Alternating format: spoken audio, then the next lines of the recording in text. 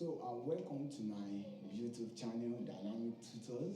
So today we are going to be talking about addition and subtraction of number base. And I'm going to be the additional part of the number base, then we'll move to the subtraction. And why am I doing this? It's because I see that many people have difficulties when it comes to subtraction of number base. So we are just going to use few minutes to talk about the additional part.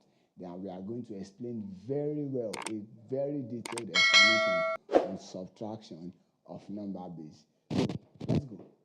In mathematics generally, we have 10 numbers which are from 0 to 9, which is 0, 1, 2, 3, 4, 5, 6, 7, 8, and 9.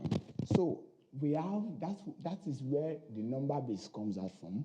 So we have numbers that are in base 2, we have numbers that are in base 3, base 4, base 5, and so on. So let me give you one example that goes with addition of number base. Examples, let's say number 1. Add 1011 base 2 plus 1101 base 2. Now, the first thing I want you to know is that your base will always be greater than the numbers you have here.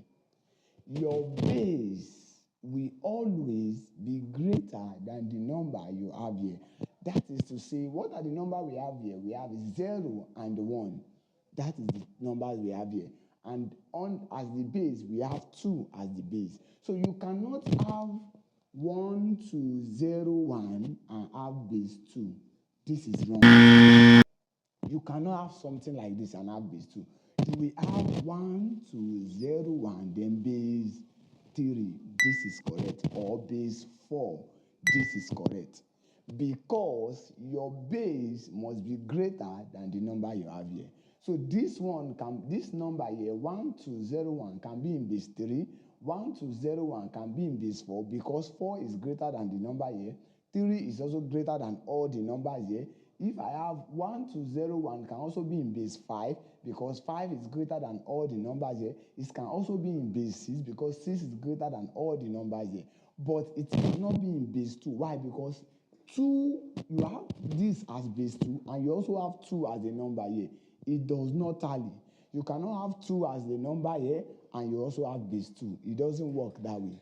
So your base is always greater than the number you have here. You cannot have 2 here and also have base 2 here. So I've just explained that so you can have the idea of why this one is in base 2. 1011 is in base 2 because 2 is greater than these two numbers.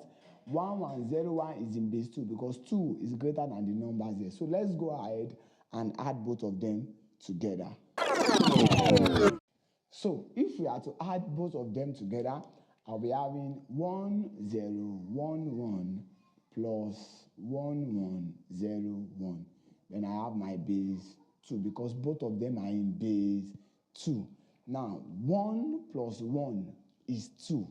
I cannot write 2 here. Why? Because both of them are in base 2, and what I'm adding is in base 2. Remember I said earlier that your number here must not be greater than base 2. So 1 plus 1 is 2. I know many people will tell you that in number base, 1 plus 1 is 10. Fine, they are correct. They are very, very correct. 1 plus 1 is 10 in number base. But the point is, how did they get that 10 that they are telling you that 1 plus 1 is 10? So that they will not confuse you, and so that you can know how they come about with that having 1 plus 1 is 10. This is the logic behind it. 1 plus 1 is 2, generally acceptable. So how did they come out with 10 under number base? When I have 2 in base 2, I cannot write 2 in base 2 because the base have to be greater than the number. So for me to do that, I have to divide my answer here by the base, which is what? 2. Let me repeat that again. 1 plus 1 is 2, generally accepted. But many people say 1 plus 1 is 10 under number base, which is correct. But how did they get that 10? 1 plus 1 is 2. I cannot write 2 here because I'm working under base 2. So what I need to do is to divide the answer I have here with the base. So 2 divided by 2 is going to give me 1 remainder 0. So that is how they come about with what? 10.